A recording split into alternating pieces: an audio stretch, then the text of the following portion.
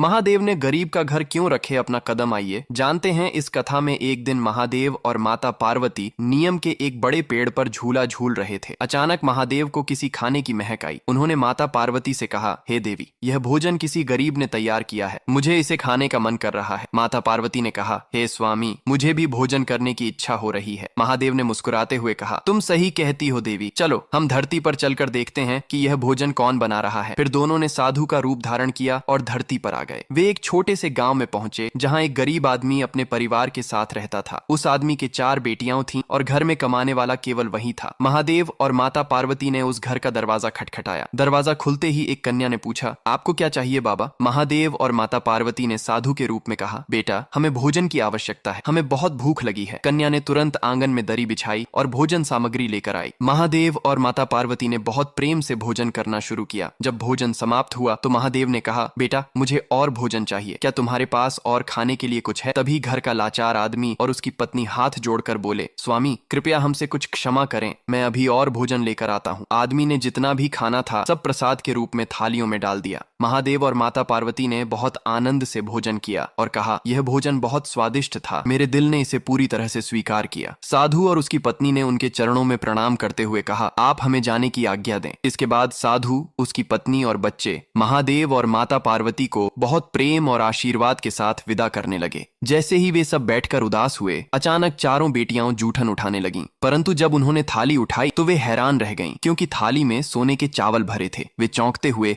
अपनी माँ बाप को दिखाने आईं।